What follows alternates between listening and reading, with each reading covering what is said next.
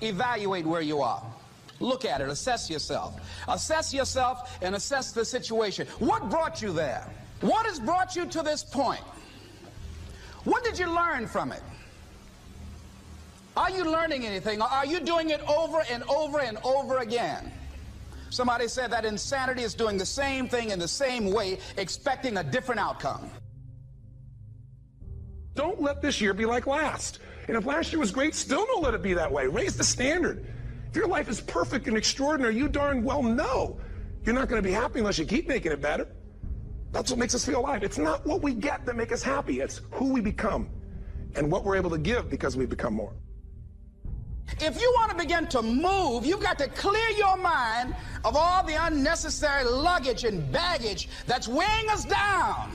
You're going to have people to do things to you. Things are going to happen to you. And the most important thing to do is to harness your will and let it go. And move so you can grow. So you can get on with your life. It doesn't matter about what happens to you. What matters is, what are you going to do about it? If there's anything that'll shift your life, that'll get you to thrive in a difficult situation, is take some massive action. Try something else. Change it, try it, move it. Progress equals happiness. If you can start to make progress, if you can get yourself going, even if it's not perfect, if it doesn't work, you know what to do. Just change your approach. That doesn't work, change your approach. So often in life, people don't begin the journey because they're not quite sure what to do or how to do it right or how to do it perfect. You want to change your body? Get yourself moving. Don't wait for the perfect trainer. Just go out there and move. Put on your shoes and move and get momentum. I'm going to turn this situation around. I'm not going to sit back and moan and cry over what happened and what went wrong and who did what. I'm going to do something about this situation. The other thing is, take full responsibility for your life. Accept where you are and the responsibility that you're going to take yourself where you want to go. Someone said we have two primary choices in life. We can either accept conditions as they exist, or we can take the responsibility to change them. See, a lot of people want to exempt themselves from taking responsibility. All they want to do is talk about the problem. Every time you see them, they'll tell you their story over and over and over and over again. No. You want to take responsibility for your life. I got me here, I can get me out of this.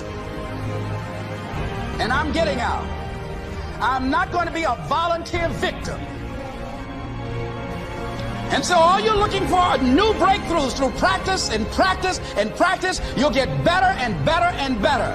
And there's still some things that will happen to you that will catch you on the blind side that you did not anticipate.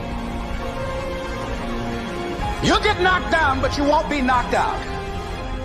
And so I say to you, it's possible you can live your dream if it's becoming a diamond, if it's having more, if it's achieving more, if it's being a better father, being a better mother, whatever it is, overcoming addiction, changing our society. It's possible you can live your dream. It's necessary that you have a plan of action, that you're resilient, that you stick to, and you work with the system, that you work with people, that you give support, and that you be there for them, that you have the vision and never give it up, that you become creative and relentless and keep on coming back again and again and again, and that it's you got to take personal responsibility to make it happen, and that it's hard. Easy is not an option. And when life knocks you down, jump back up and say, it's not over until I win. Avoid people and situations that upset you. See, there's some people that know just how to push your button. They know just what to say. But I'm not going to expend any energy arguing with anybody. Life is too short, ladies and gentlemen, and unpredictable. I don't want to spend my time arguing with anybody, so I avoid situations that will get me upset. I don't argue with people. Draw the line, ladies and gentlemen. There are certain things that we just go through life just taking, and at some point, you just got to draw the line and just say enough is enough. You got to do that with yourself. One negative stroke is 16 times more powerful than a positive stroke.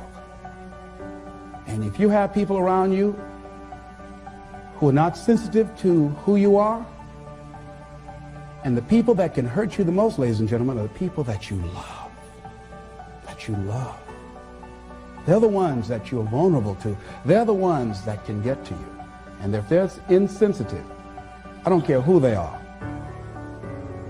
See, if you don't draw the line with people, if you just let them run rampant in your life, and you let things happen to you that you don't feel good about, if you continue to allow it to happen, you won't feel good about yourself. Your family, friends, and those people you associate with every day is perhaps the most difficult act of courage you will ever perform.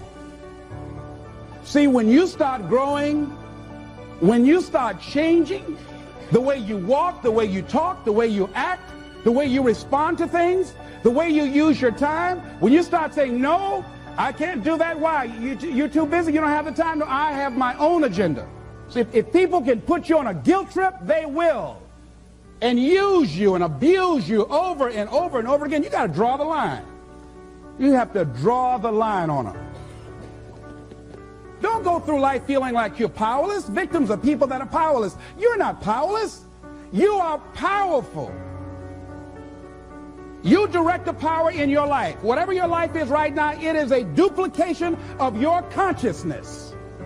It's a result of how you have decided to use your power. That's all it is. That's not who you are. That's just a perverted use of your power that you aren't satisfied with. And you've got the power to change that. Wherever you are, how? I don't know. But I know you've got the power to do that. But you don't know what has happened to me. It really doesn't matter what has happened to you. See, the only thing that really matters is, what are you going to do about it? That's all that matters. That's all that matters. You can allow it to destroy you, or you can allow it to build you up. We never get to a level where we feel that there's nothing else for us to do, that we've achieved a certain number of goals and we figure that we're through. No, no. You don't want to stay there and celebrate too long like a lot of people do. They do something they consider outstanding. They go around talking about what they used to do. See, let me tell you, I used to do this and I used to do that. Excuse me, used to be's don't make no honey. What are you doing now? You're still here breathing. That means you've got some more to give. Doesn't matter how old you are, doesn't matter about where you are, doesn't matter about what you have, doesn't matter about what you've done.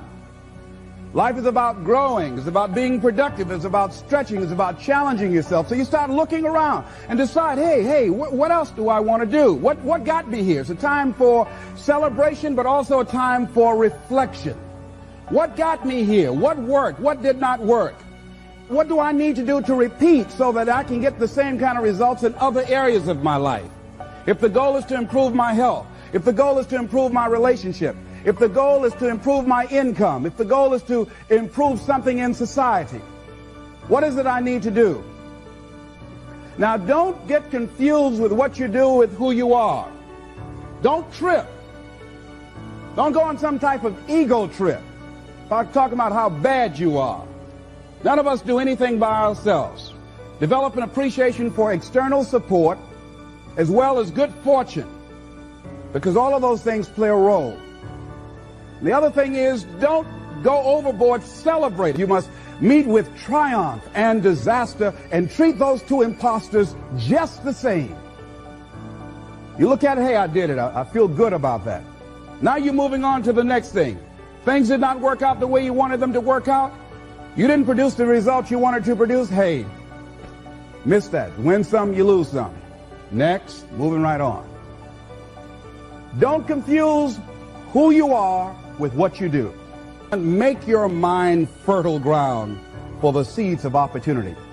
Think, if you want to experience a sense of fulfillment, you've got to have an open mind so that ideas can come in there and take root and grow.